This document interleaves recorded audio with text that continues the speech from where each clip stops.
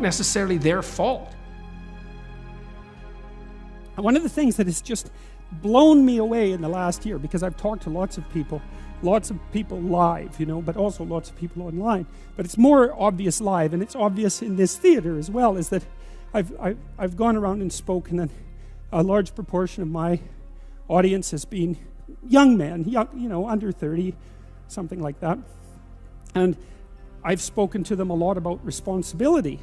And what's so odd about this is that of all the things that I've spoken about, because I can see the audience and I can feel how the audience is reacting, because I'm always paying attention to all of you insofar as I can manage that. So I get some sense of how what I'm saying is landing, which you have to do if you're going to speak effectively to people. And what happens is if I talk about responsibility, is everyone is silent, just like they are now. Silent and not moving, right?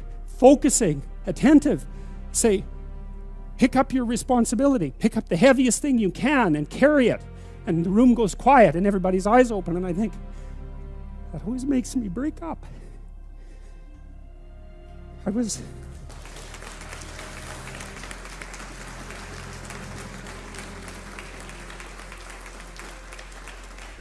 don't know why. I was speaking to an English journalist today who was going to write an article in Spectator magazine, and I was talking about this, and at the same point in the discussion, I had the same emotional reaction. I don't really understand it.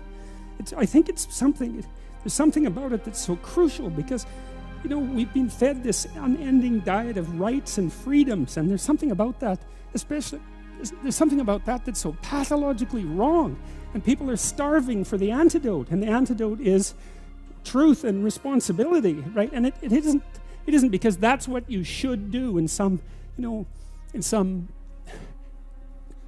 I know better or someone knows better for you what you should do sense. It's that's the secret to a meaningful life, and without a meaningful life, then all you have is suffering and nihilism and despair and all of that, and self-contempt, and that's not good. And so it's necessary for men to stand up and take responsibility, and they all know that and are starving for that message, and the message is more that that's also a good thing, to stand up and take responsibility, because you're cursed so much now from when you're young with this notion that your active engagement with the world is part of what is destroying and undermining the planet and adding to the tyranny of the social systems. It's like, how about not so much of that, hey?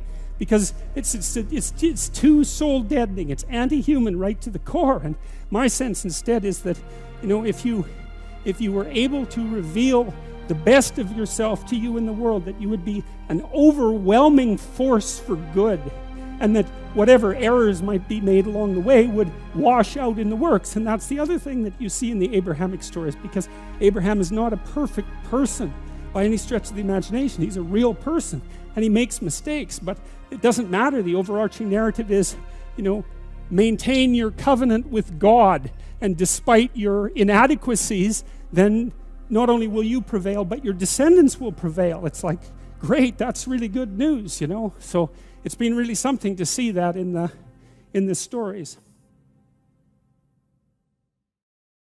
On a very regular basis, daily basis, wherever I am now, people come up to me, and it's often men, and tell me the same sort of stories that I laid out in that clip, that they've decided to develop something approximating a vision for their life, and to adopt more responsibility, and to straighten themselves out, and that they can see why that's necessary, because you can't just do it. You also have to see why it's necessary, because it takes effort to forego immediate gratification and resentment and aggression and short-term status seeking, let's say, to put something away for the future. You have to understand that you have a moral obligation to do that. That's paramount. And partly what I'm trying to do is to provide people with an explanation that carries them through the difficulties.